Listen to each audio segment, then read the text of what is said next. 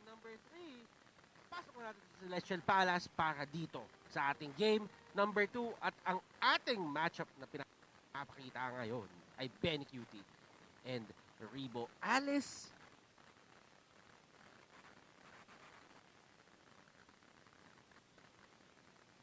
Mas lamang, well, magiging passive lane dito ang top lane since Benny Cutie. Nightmaric Spawn.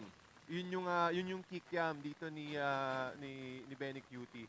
Meron din siyang Mystery Shop plus the Flicker. So more of a team fight oriented Zask yung build dito ni Benny Cutie. Mobility, ang magiging advantage dito sa side ng top lane is kapag hindi agad na contest o kapag naubusan ng mana dito si Benny Cutie. Saka Felicia mapapatakbo gamit ang kanyang pakito at ayaw niyang mahuli nila Few. And alam ni Few na ito yung pinaka main target niya as of now kasi nga level 1 pa lang si Felicia. So nakita na nila yung kinuwagad ni Felicia, yung dash mechanic, and babatuin siya ng pana. And look at that, Few! Napagusog pa! The mastery of this hero, alam niyang wala ng purify doon si Felicia. At hindi rin siya makapag-flicker. Still at level 2, kakalagay niya pala ng skill. And that is going to be a great pick-off para sa side ng Brenny Sports. Ang ganda rin ng timing ni Flap TZ doon gamit yung kanyang missile expert. Pag tumama, push back agad ng missile expert and that give them opportunity to para ma-initiate kagad with the Soul Eater plus the Garot. So, ang lakas ng lane ng Brenny Esports dito sa bottom. So, kailangan mag-ingat dito ng Felicia. Kasi kapag naiwan siya sa levels o kapag naiwan siya sa stacks, yun yung pwedeng gawing opening na dito ng Brenny Esports to penetrate the bottom lane of Aura PH. Aura, nandito sila sa turtle area. And that is going to be something na kailangan bantayan ng Bren. Madali sila makakuha dito ng Curtain with the Thorn Rose and the Retribution. And now we are seeing a fight. Flap TC na paikot na din pero nandun si Zask sa taas. Ngayon, Few, nandito sa may area, Lusty, pinipilit niyang hulihin. And look at that! Nagkamali ng sipa doon sa may gilid na tama. And Void Crystal nandun sa may gilid, pero si Lord Hades ang magiging target. And that is going to be the turtle going to the side of Carl TZ. And Bren Esports, they take 2 kills out of that turtle take. Speaking of advantage, ladies and gentlemen, that is going to be the best advantage na pwede magkaroon ang side ng Bren Esports dito. Ngayon naman, looking at the bottom lane, it's going to be still a Pakito and a Barats. And Pakito, medyo nagiging maingat siya dito kasi alam niya din na yung Daytona's Welcome is something na pwedeng maging setup para kay Few para tamaan siya ng isang abyssal arrow. Benny Cutie, tatakbo ng onte. And Few, missing the arrow, pero at least susubukan nila ditong i-control at i-take down si Rebo. Pero mahuhuli si Hades ng abyssal arrow and that is going to be the stop na hinahanap ng Bren Esports para makatakas sila. Nako, parang ito yung kabaliktaran ng Game 1, mga kaibigan, as Bren Esports moving forward at alam nila na kung paano kontrolin yung Aura PH ngayon. Nako, tinamaan ng Daytona's Welcome pero hindi yan enough hindi yan suppress para ma-stop yung real world manipulation dito ni Grid. Yep, at dire-diretso pa rin. Nakita mo naman dito, Aura PH talagang nahihirapan. Pinapahirapan dito ng Aura PH yung members ng Bren Esports. And as you can see, ladies and gentlemen, that is going to be something na kailangan bantayan ng Bren Esports. And alam mo, Bren, unti-unti nilang nakukuha yung rhythm nila dito. Alam mo yun, kumbaga ito yung hindi nila na-set up nung game number 1. And Bren Esports, tingin ko, gusto nila ibalik yung favor sa side ng Aura. Pati ang dali lang din kasi kung sakaling magkaroon ng opening yung Bren East or rather yung Aura PH dito, ang bilis nilang makarecover. So the best thing that they can do para sa side ng Bren Esports is tagang pressure lang ng pressure. Flap TZ, nako, may-maintain nyo yung bottom lane. Pero with the reaction from Aura PH, tinamaan ng arrow, pero Void Crystal, ang hirap kasi. Ang liit ng box na pinibili dito ng Bren Esports. Pero grabe yung mga arrows na binabato ni Few. Talagang tumatama kung kani-kanino and Lusty na ipit sa Void Crystal. Tingnan mo yung damage output sa isang chow. Wow. Napakasakit talaga. Again, tank chow pa ito. And look at Benny Cutie. Ito yung isa sa mga cons kapag maglalaro ka ng Zask. Ang bilis niya maubusan ng mana. and kailangan mag-rely dun sa damage ng Nightmaric Spawn, pati kailangan din patamaan yung Dominator's Descent. Yes, marami yung pros niya. Mas mabilis ka makapag-melt ng turret at ma-force out mo yung kalaban, yung Bren Esports, para umalis ka agad dun sa may AOE ng Nightmaric Spawn. Pero kailangan mo ng reliable mana. He went for a Clock of Destiny, going straight to the Feather of Heaven.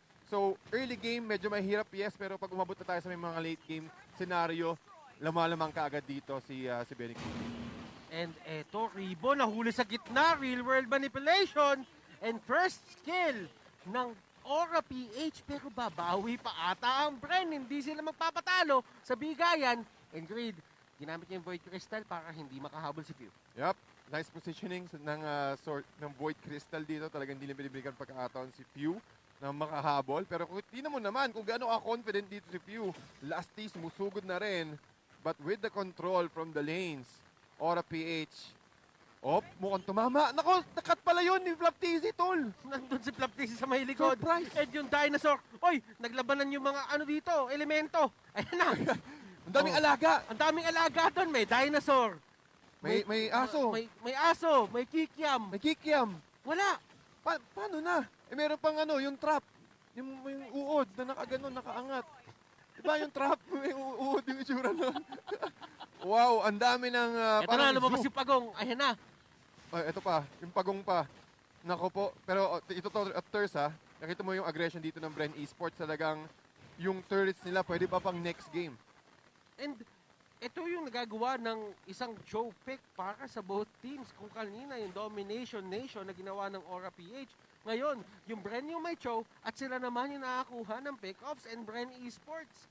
Si Few, phenomenal performance sa kanyang Selena. And ito yung na-expect natin sa kanya. Oo. Yung pick-off talaga ng Bren Esports napakalaki. Para yun yung nabigay sa kanila ng opportunity para makapag-snowball ka agad. Pero ladies and gentlemen, kung i-compare natin to sa previous game, medyo passive pa rin yung mga teams natin dito. And with that, Cartesi will be going to take the turtle buff. Pero 7 minutes pa lang naman, pero ramdam na kaagad ng Aura PH yung impact na binibigay ng Bren Esports. Bren Esports, hindi sila humihinto, ino-occupy nila lahat ng jungle area at piniprevent nila na magkaroon ng farm dito sa Lord Hades. Flaptizi, tinatangki niya yung tatlong tao sa side ng Aura. Pero eto, Thorn Rose, nagkabatuhan, Flaptizi, tutumba ata, pero makakatakbo pa siya, masyadong makunat. Nandun na din si Carl. Sinusubukan siyang habulin nila Benny Cutie, pero Benny Cutie nasipa.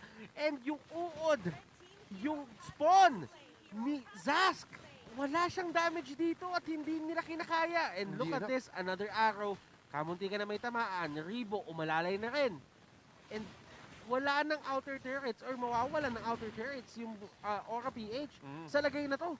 Well, kasi Clock of Destiny, nagpakunat muna siya eh. Siguro kung rumekta siya ng Feather of Heaven into a Divine Glaive, mararamdaman mo agad yung magic penetration. Pero ang hirap na rin kasi ng situation ngayon ng Aura PH. Ang layo na ng lamang ng Bren Esports when it comes to net worth, 28.8 going to 29. So that's almost 9k net worth lead. So mas marami na rin, mas nakakapag-adjust dito yung Bren Esports with the magic damage output na pwedeng ibigay ng Aura. So looking at this, meron na agad Curse Helmet into an Athena Shield. Kay kay Flaptizi pa lang yun. Tapos meron agad Brute Force Breastplate si Lusty and si Carl TZ. So napakadaling mag-itemize. Pero kay Zast naman, Benny Cutie, COD, plus the Feather of Heaven, siguro kung magdi-Divine Glaive shot sa turn na to, mas mataas yung opportunity nila manalo at tumaas yung damage ng Nightmaric Spawn. Pero that will take time. And time isn't something na meron ang Aura PH. Yun na nga eh. Sa ginagawang aggression ng Bren Esports. Walang oras ang Aura unless mapigilan nila tong Lord Take or manakaw nila tong Lord Take na to. Yun ang kailangan nilang gawin ng Aura PH dito. Pero, looking at the situation, upper left-hand corner, yung Aura PH BC na i-push back yung mga minion waves at makakuha ng Bren Esports yung first Lord. Nakikita mo dito kung paano natitihan ni Lusty. And Lusty, parang may naalala ko eh, si Leo Murphy. Oo. Ganyan din yung galaw eh. Oo, ganyan na ganyan. Pero si Leo Murphy kasi, ang problema kay Leo Murphy, mas marami yung tipi niya kaysa sa lakad. Kumbaga yung lakad niya, napaka, bilang na bilang lang. Bilang na bilang, pero Bilang na yung bilang TP, lang. hindi mo bibilang. Ang bilis ng daliri niya pag-press dun sa recall. Pero kidding aside, mga kaibigan, nakikita mo na yung confidence ng Bren Esports sa laro na to. Ramdam nila na, okay, sige lang, pwede tayong magloko, mag-relax onte. Alam natin na sobrang ipit na yung Aura PH. Choke yung Aura PH sa loob ng base nila at parating pa yung Lord sa bottom lane. So we can just push all the lanes through. Hayaan natin mag-sandwich or maghiwa-hiwala yung members ng Aura PH at tayo yung una mag-strike. And grabe naman yun. Nahuli agad dito, ladies and gentlemen. Yung isang member sa side ng Aura, pero this is the turnaround na hinahanap ng Aura PH. They might actually just do it, pero yung Lord, nandito na sa area. Divine Glaive, ito na yung sinasabi mo. TDZ. Pero mabubuhay pa ba ang Torre dito? Magagamit pa ba yung Divine Glaive na yan for another team fight as Bren Esports? They try to end this. Roughly siya nandun sa may pinakaharap. Two-man knock-up with the uppercut. Pero grabe yung damage output ng Bren Esports. Hindi din nakakatagal si Raflesia.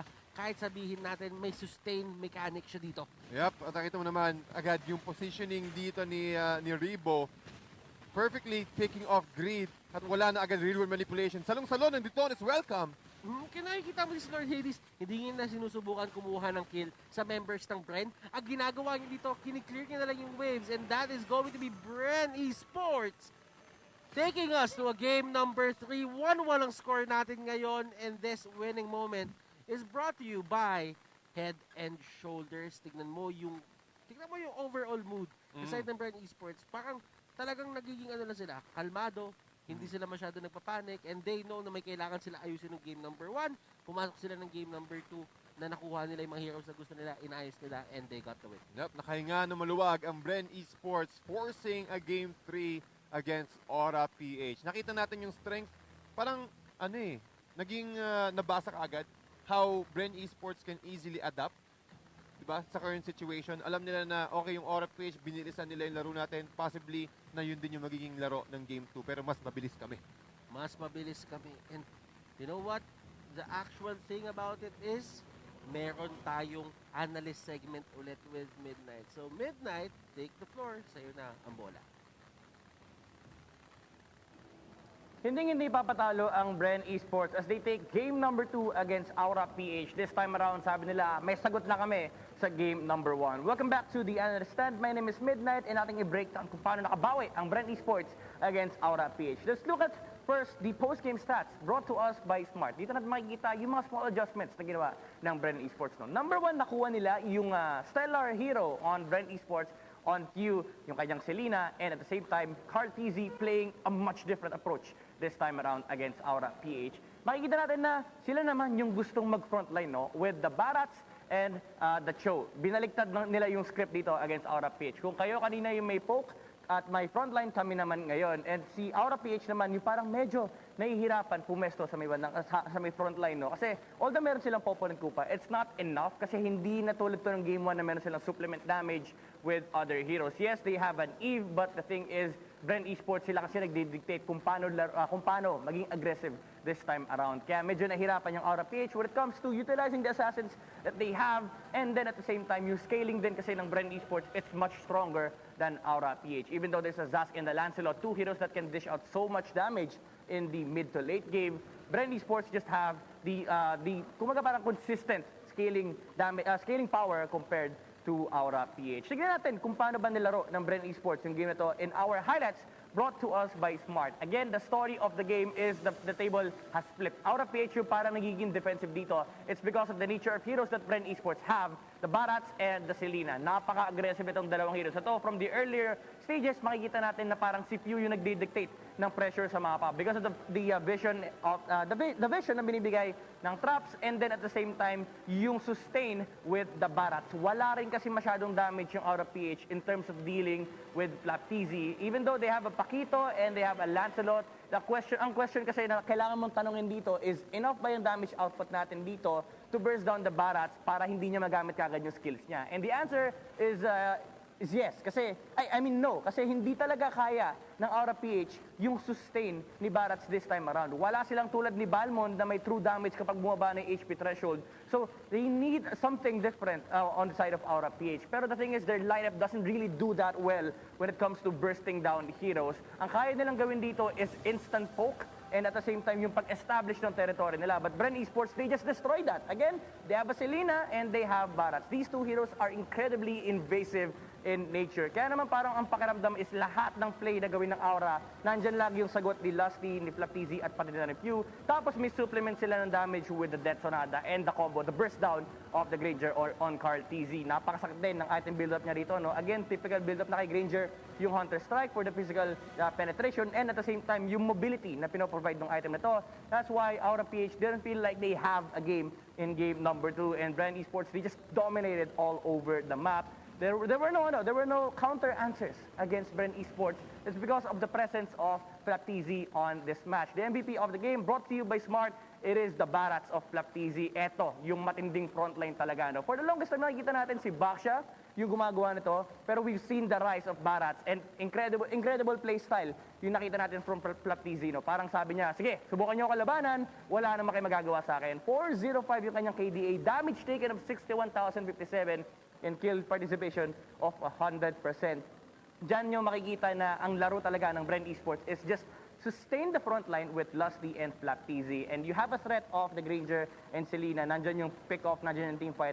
Kompleto Ricardo, kumbaga, ang naging lineup ng Bren Esports. Pero hindi kompleto ang series natin kung wala ang live watching rewards. No? So kayo mga nanonood dyan, may chance kayong manalo din ng in-game rewards. All you need to do is scan this QR code or punta kayo dito sa website natin, fill up a new form, and then if you are one of the first 30,000 entries, you will win. You will get a chance to win a reward. This is again a skin worth of 599 diamonds. So di pa tayo tapos guys, meron pa tayong game number 3, so stay tuned. Meron pa rin isang live watching rewards. Pero bago lahat, balik na muna tayo sa ating mga casters. And welcome back to the caster's desk. Sinigurado ko nang hindi masisira ang aking face shield para sa game number 3. Ang init ng bakbakan, nagpakilala na yung team sa isa't isa. And kakakuha ko lang nung bago May Starlight ni Yizun Shin. Nakuha mo na ba? Nakuha ko na. Nakuha mo na. Ayos yan. Peace bomb. Pero malayo. Hey! Social distancing, Social mga distancing. kaibigan. We should practice that and stay safe, everyone. But this is going to be game number 3. And Bren Esports versus Aura PH. The Battle of the Champions. We expected no less dito sa dalawang team na to. Nako, Sters. Tingin ko, kung ang unang nagbigay ng throw, ng bato, ng mga gilas, kumbaga, kung parang aggression, I'm trying to say, is yung Aura PH. Bren Esports talaga, ang bilis nila mag-adapt. Just like what I mentioned earlier bago tayo mag-analysis. Pero ang gusto ko na idagdag dito is yung adjustment na pwedeng gawin ng dalawang teams natin. Almost the same, yung ban ng Bren Esports against Aura PH. And tingin ko, ano yan laban lang talaga kung sino mas mabilis Early game. Since champion caliber talaga ang mga teams natin dito, hindi mawawala dun yung early game prowess na pwedeng lang ibigay. Control, nakikita natin dito, nakikita natin na every time na nagkakaroon ng aggression, laging reaction ang binibigay ang binabato ng kabilang side. So kaya nagkakasalpukan maganda yung early game pa lang kaagad Pero slowly, nakikita natin, slowly yung game 2, medyo naging passive ng konti. Ang tingin ko magiging sagot, kung sino yung unang makakakuha ng early game sa team, sa game 3 na to, most probably, ang laki ng snowball potential. Alam mo ba, napapansin ko lang dito galing sa kaliwa ko, palakas ng palakas yung ulti ni Bale. Oo, yung hangin, Lumilipad yung buhok ko Kakabagsak ko bigla Tol, ingat ka, baka mamaya, umangat ka ng bigla. Mamaya pag umabot na sa'yo, doon na tayo lalabas sa English stream. Pero ito, considering the fact that this is going to be something that is going to set up yung kanilang, sabihin natin group. Aura, sila yung sila yung sa mga considered na top dogs only second to Bren Esports. Only second to work Osterforce. Sa standings to Oo, pero kasi ngayon, Bren Esports has the chance to alam mo yun, parang overcome nila or sabihin natin, talagang aakitan nila, yun na lang, aakitan nila, nakalimutan ko yung word, na aangatan na nila dito yung ibang team sa Group A. And considering that these teams are set to play in the playoffs. Ang labanan dito sa Group A is yung placement mo. Mhm. Yung placement mo sa playoffs. So, sino yung pupunta sa upper, sino yung pupunta sa, sa Low. lower. At So, angatan talaga ng points ang naging ang ngata laban ng dito. points. Kumbaga, sabihin natin, hindi pa tapos ang laban para sa Group A. Yes, nakalagpas sila doon sa idea na hindi na sila malalaglag pagka nakapunta sila ng playoffs. Pero kasi, ayaw mo mapunta sa lower bracket ever. Oo. Pati ang hirap, yung mahirap na talaga kung tutusin. Kumbaga, meron pa rin mga heroes.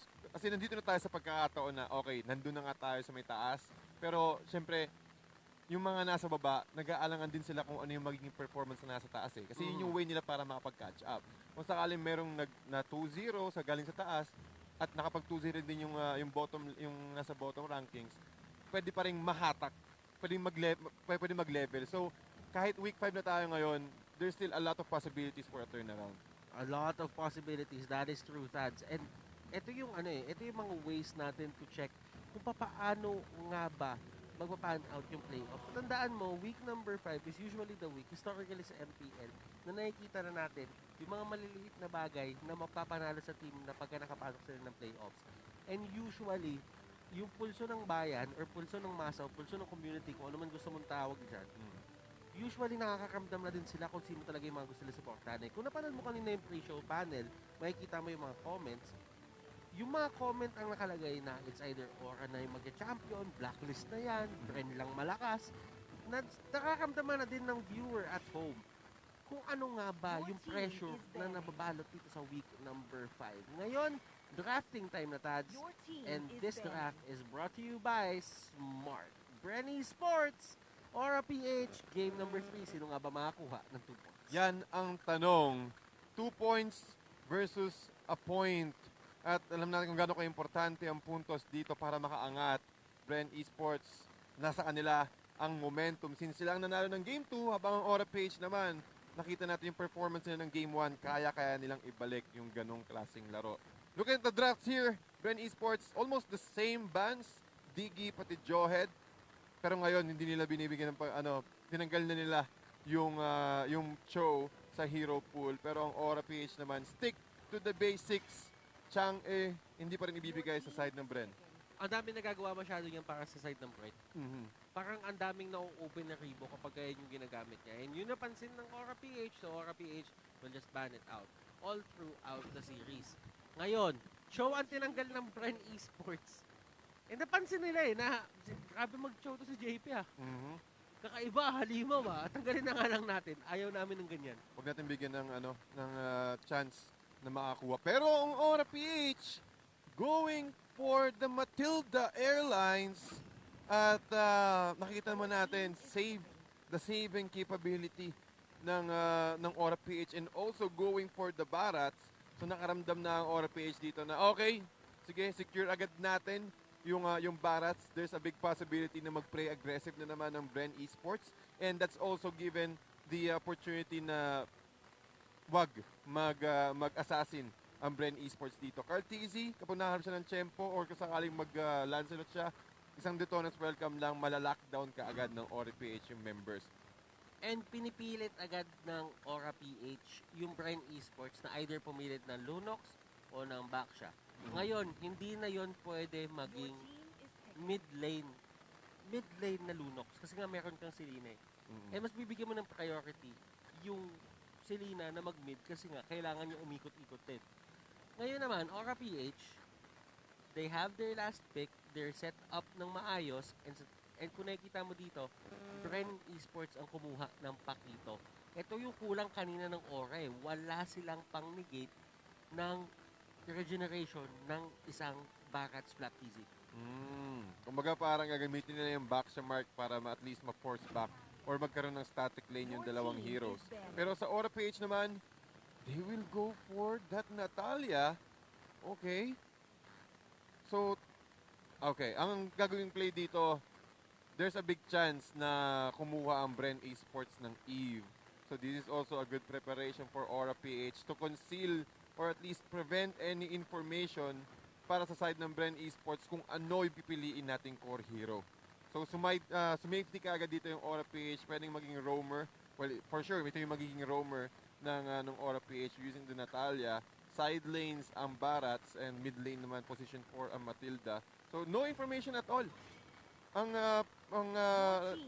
Aura PH or rather ang Bren Esports dito. So at least isa siya sa mga technique magandang opportunity to hide para hindi ma-checkmate ka agad.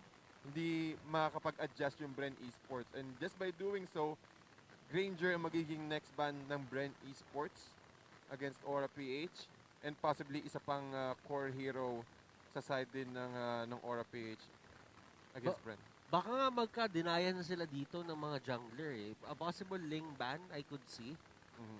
Kasi sa totoo lang, itong Aura PH, meron na sila ng mga utilities nila. Meron silang Matilda, meron silang Natalia. Eh, natatakot nga ako actually dito sa Natalia-Matilda combination eh. Kasi kung isipin mo, papasok si Natalia doon, ipapadash niya papadash niya si Natalia, si Matilda, tapos you have all the damage in the world para i-take down yung tao na target nyo. And Aura PH takes down the Claude. Bren Esports, nagkakadinaya na sila talaga ng jungle. Yeah. And that's going to be the Yison Shin. So, a possible pick para sa side ng Aura PH is a Ling. Yeah. Ling and so parang magiging all marksman heroes yung yung Aura PH dito. Kasi si Matilda, assassin mage din yan assassin support rather. But okay. Okay. Magandang answer para sa isang Pakito. Pwede siya mahuli ng Selena, pero in theory, kapag hindi siya nahuli ng Selena at natalon siya ng isang Harley, kayang i-burst down eh. No. Actually, consistent yung damage output kapag meron kang Harley, especially with the Natalia and Matilda.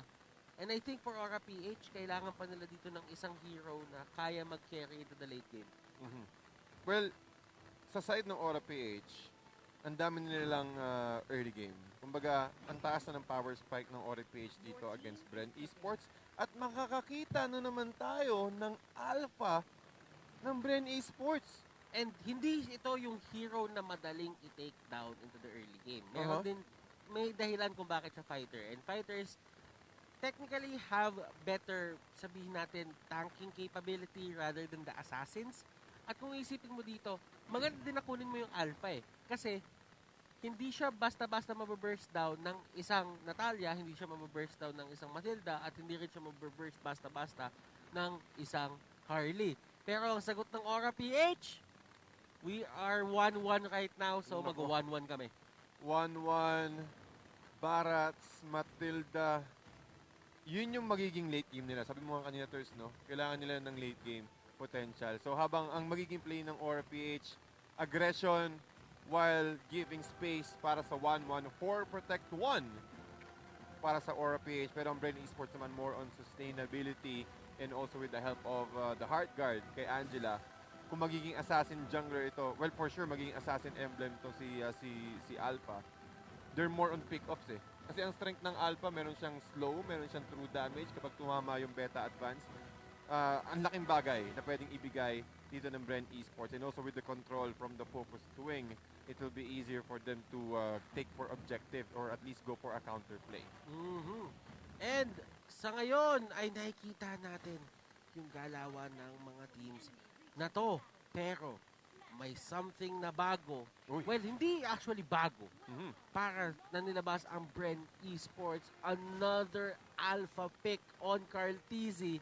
And by the way, sila lang yung team na gumagawa na ito sa Pilipinas. Sila lang talaga. Pati Retribution Sa MPL Alpha. sa MPL Oo, sa MPL. Alam ko may nag-alpha din sa ibang eksena.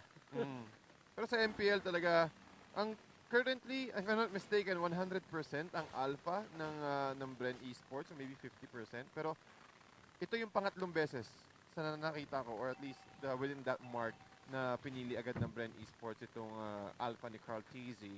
But it's still effective, pero makikita natin yan sa late game eh. Marami silang, again, single target heroes or single target skills sa side ng Bren Esports.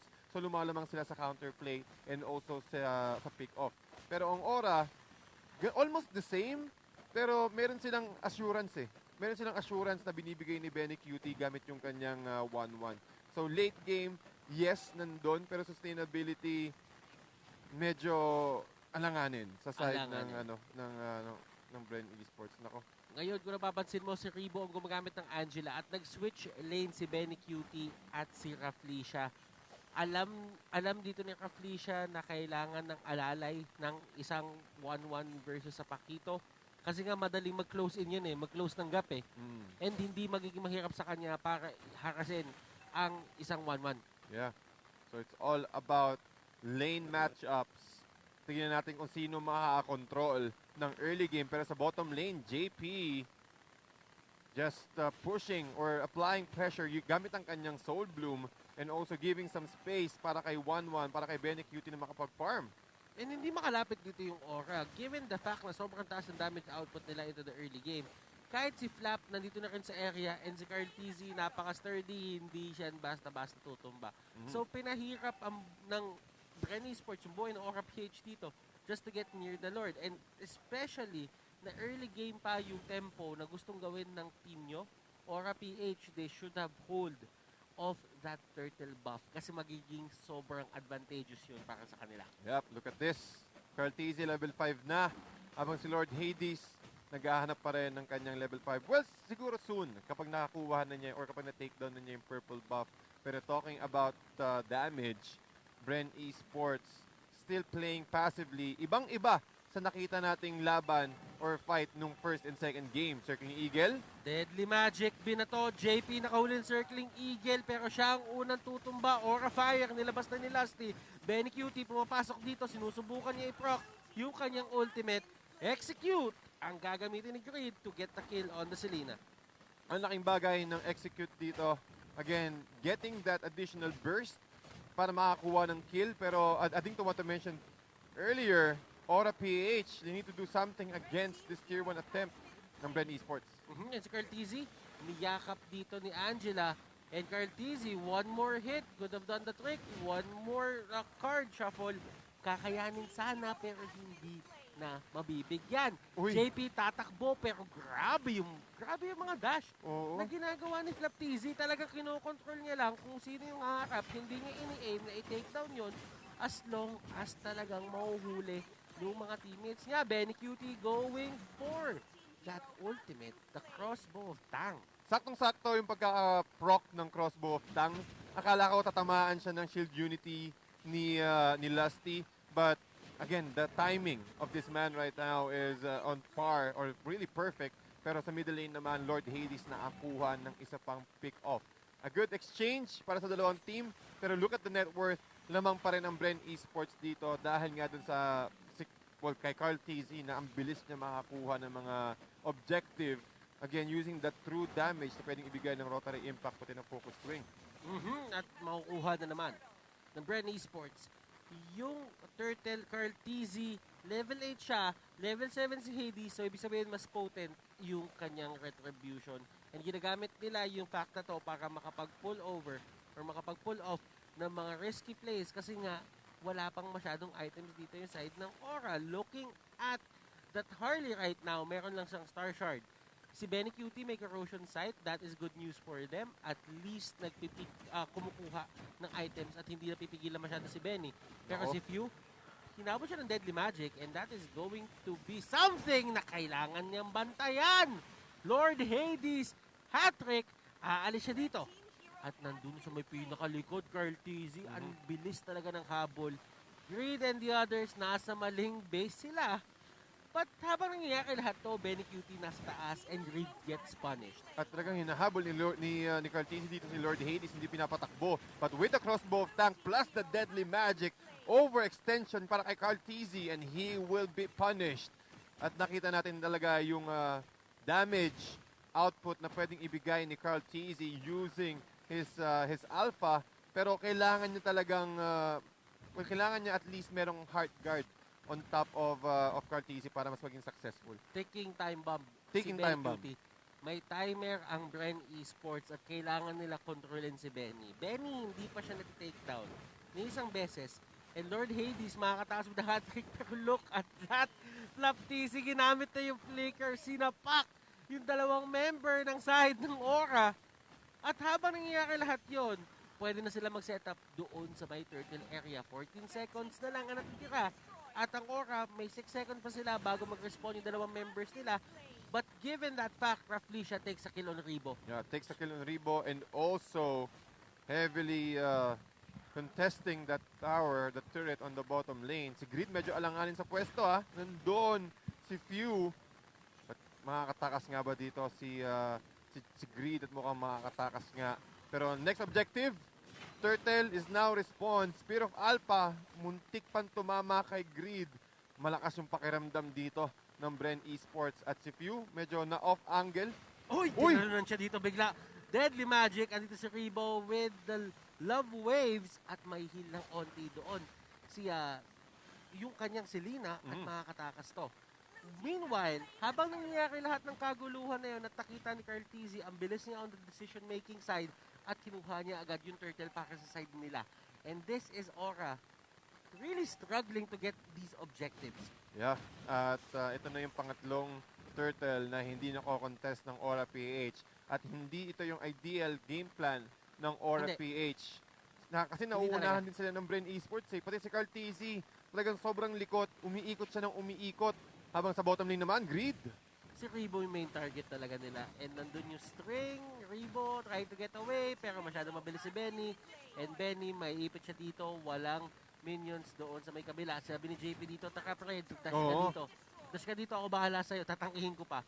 And ganun nila ka-baby si Benny Cutie na talagang binibigay nila lahat ng resources possible para maging online na siya. Pero Ters, yung top lane, Bren Esports, ang laking turret damage ang kanilang na-dish out at mukhang matuluyan na yata mati-take down ng Bren Esports yung top turret nila. I think that is a siege minion, pero saktong-sakto pa rin. Okay lang sabi dito ng Aura. Pero look at the items here, Demon Hunter Sword, Corrosion Sight, and again, the rest of Aura PH slowly getting their items. And talking about items, Carl Tizzy, meron na siyang BOD. At mas masakit lalo ang damage dito ni Carl Tizzy when it comes to fight.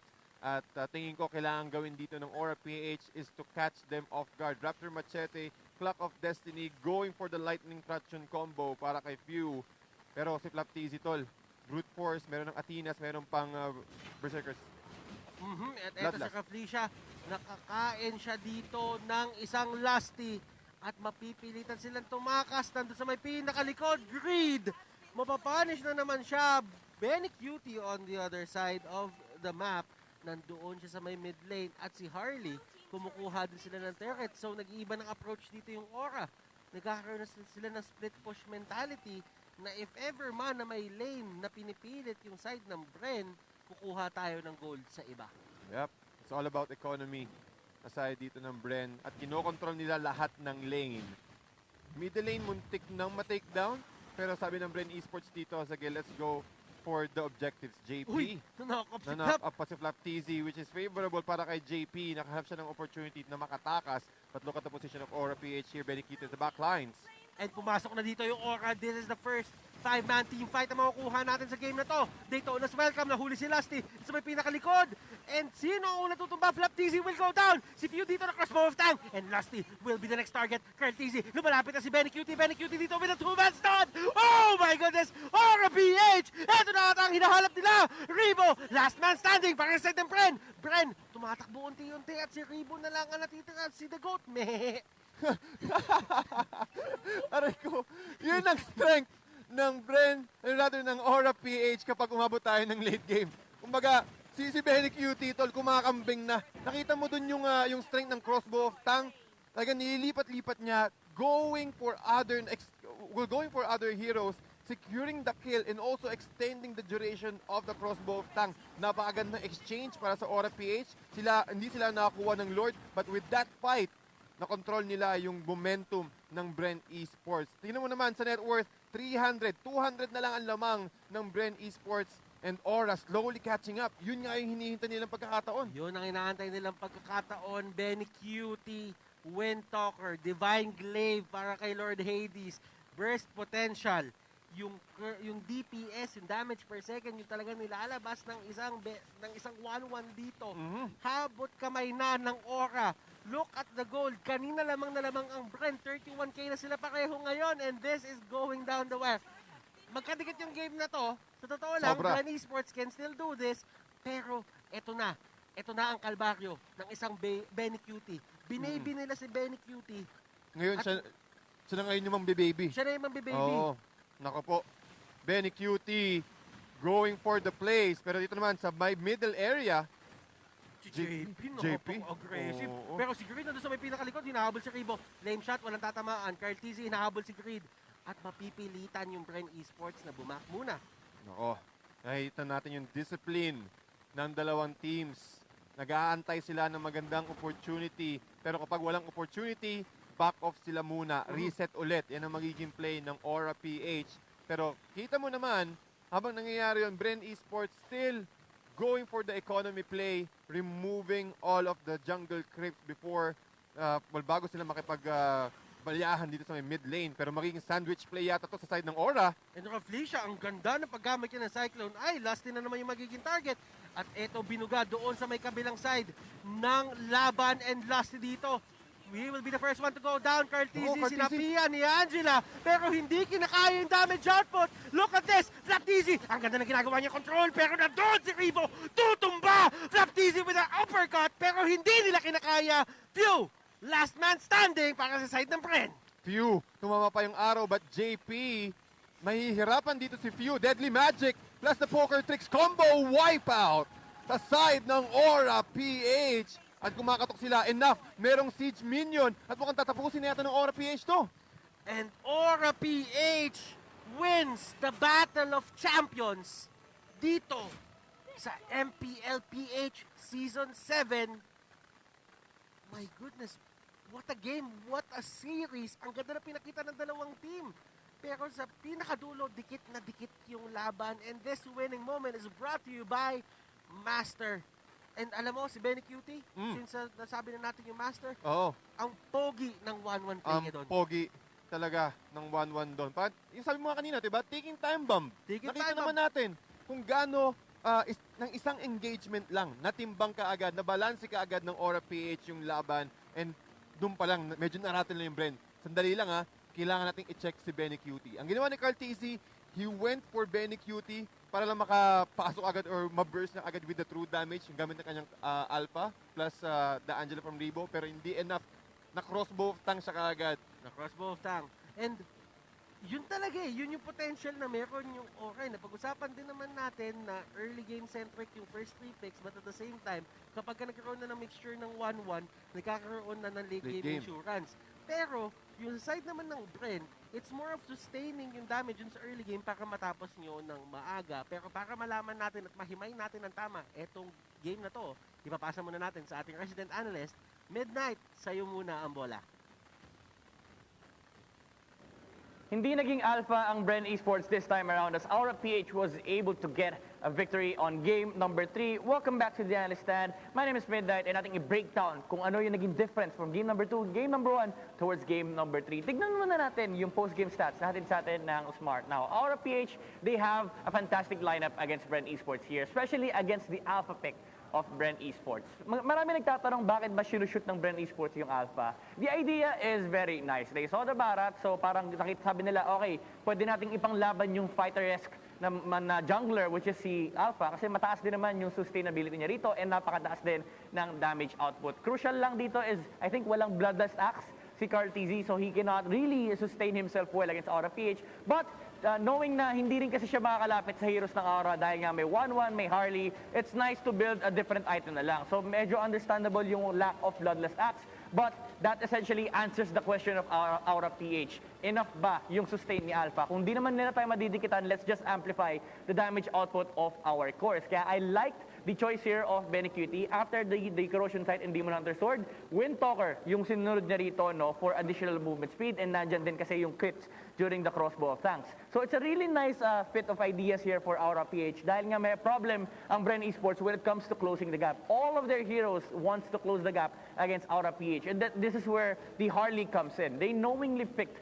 the Alpha here against the Aura PH, pero walang naging sagot yung Bren Esports. At idagdag pa natin dyan, again, yung ginawa nila nung game 1, yung potential na may nakukuha ang pick-off or may nasiset up na pick-off si Natalia with the information that they get, and at the same time, yung nukes and poke damage na meron yung Harley, pati na rin si Matilda. So, minaximize lang ng Aura PH yung uses ng kanilang mga hero. Makikita natin yan dito sa ating highlights na hatid sa atin ng Smart. Let's see how Aura PH played game number 3 against Bren Esports. Again, the condition of Bren Esports is to close the gap against Aura PH para makuha nila yung sustain na hinahanap nila and the damage that they need to burst down the heroes of Aura PH. But this is where the Natalia pick comes in. You give a lot of information to Aura PH such that yung laro ni Harley pati ni 1-1 ay calculated na calculated. So okay lang na namamatay si Greed early stages kasi hindi naman nakakahanap ng proper moves ang Bren Esports. And again, dito natin makikita kulang yung damage and sustain ni Alpha against the Harley and the 1-1. Even though Bren Esports, they pulled off a lot of incredible plays here, no? Especially with Flaptizi on the Paquito. Still, the hero problem exists on this draft. No? Hindi basta-basta nalalapitan si Harley because of the information na binibigay ni Natalia. Makikita natin dito sa mapa, actually si Harley nga nag-i-split push pa against Bren Esports. They know na Bren Esports, they will fight us for. So, if that is the answer against Aura PH, ang ginagawa ng Aura PH, instead of reacting to that, gumagawa sila ng sarili nilang play, ng independent play to maximize the use of the heroes that they have. Ito yung sinasabi natin na may mga magagandang plays pa rin naman ang Bren Esports, able to capitalize on their heroes, na didikitan ni Cartizi, si Raplicia for the damage and sustain. But the thing is, the main problems are still present. Nandyan pa rin si 1-1, nandyan pa rin si Harley, at nandyan pa rin yung Matilda na sinasabi natin kanina. Raplicia was just the frontline tank na gagamitin ng Aura PH para makita nila yung mga heroes ng Bren Esports. So even though Bren Esports, they committed a lot of resources on Raplicia, it was not worth it. Kahit mapatay nila si Barats dito, hindi pa rin nila na-address yung problem na hindi nila kaya basta-basta labanan yung Harley pati na rin si 1-1. This is not a draft problem. The drafting idea was very nice from the side of Bren Esports, but the in-game execution itself, it's hard for Bren Esports. It's actually hard to pull off a win against Aura here because of the natures ng heroes ng Aura PH. The Harley and the 1-1 essentially walang naging sagot ang Bren Esports. Kaya BangBang ended the game without having to die even once. Although si Lord Hades napitas ni Flaptizi na isang beses, but still, the game was incredibly hard for Bren Esports. And the MVP of that game is BangBang. This MVP is brought to us by Smart 2011, yung kanyang KDA. Damage dealt of 35,000, objective damage of 12,000. Of course, kailangan pa rin mag-objective ng Aura PH, and kill participation of 76%. Again, napakahirap isara nung gap ng Aura for Bren Esports against Aura PH, and this is masterful pick from the side of Aura. No, napakagandang answer against the obvious alpha pick of Bren Esports. That was game number 3 of Aura PH against Bren Esports. Pero di pa tayo tapos, guys. Meron pa tayo next series and meron pa tayo live watching rewards. No? So sa mga nanonood dyan, scan nyo na yung QR code natin or punta kayo dito sa ating website, fill up the form, and if you are one of the first 30,000 entries, mananalo kayo ng in-game rewards, a skin worth of 599 diamonds. So panalo-panalo kayo sa panonood ng MPL, napakalupit na ng mga matches, may mga reward pa makukuha ang viewers natin. But for now, we'll have to throw you back to our casters to prep the next series. Great points coming out from Midnight. Maraming salamat for taking us through doon sa buong series and yung game na yon. And right now, we are back to the caster's desk. And gusto ko lang itanong sa'yo, Thads, are there any final thoughts or last things na gusto mo sabihin or analysis na gusto mo ibahagi sa viewers natin bago natin tapusin yung series na to? Nakita ko taga Matilda hot pick ngayong araw at I'm not surprised kung sakaling magkaroon ng adjustment yung ibang team after seeing or watching our first and second series. Again, nakikita mo pa rin yung caliber ng dalawang champion teams natin, Aura and Bren. So they are actually a force to reckon with. And maraming salamat sa pagsubaybay. And do remember that the MPL Philippines Season 7 is presented by Smart, the official tournament telco partner of the MPL. Free to game great with Smart, free games for all. Maraming salamat sa pagsama sa amin dalawa ni Tads doon sa may series na ngayon. Ako nga pala si Butters, kasama ko si Tads. And ibabalik na natin to kay Mara para sa player interview. Maraming salamat. Diyan lang kayo. Aura Philippines is on fire. They take the series 2-1. At ngayon, oras na para makausap the coach himself, Coach Arcadia. Hi, Coach. Coach, congratulations. Thank you, Kimara. Coach, nakita natin yung Game 1 nyo, sobrang dominante ng Aura Philippines. Pero pagdating sa Game 2, medyo nagbago. The game finished in less than 12 minutes. You kept getting picked off. Anong nangyari doon? At ano yung ginawa nyo para makarecover sa ating Game 3?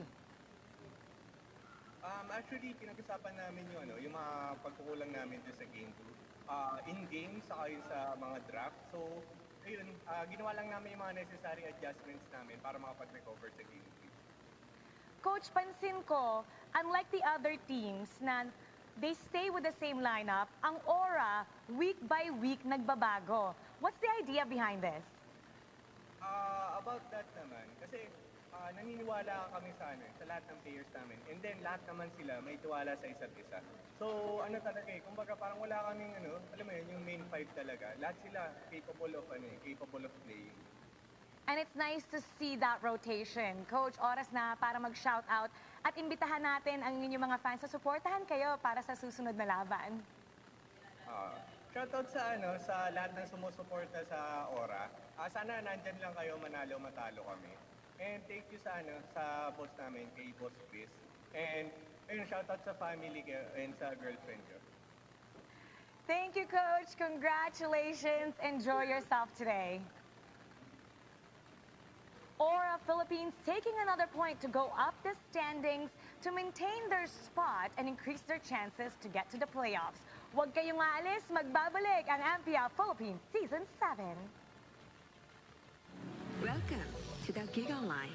Your passions, your stories, your life. Simplified with just one app. This is the future. The Giga Life in just one tap. Experience more Giga moments when you make the smart choice.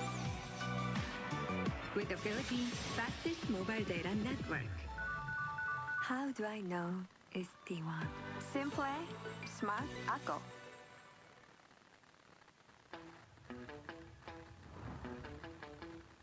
Are you keeping it real? I'm calling shotgun, wanna see my baby run. What's the word on the sea? Kicking up the dust, if you know what I mean. We got a good thing going. We got a good thing going on.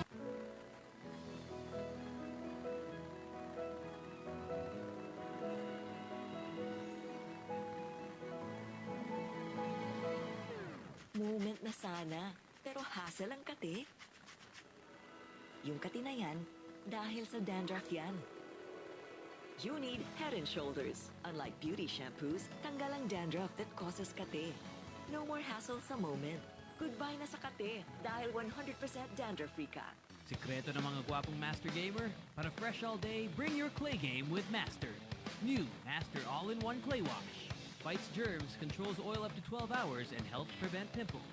New Master All-in-One Clay Wash. Sikreto ng mga gwapo.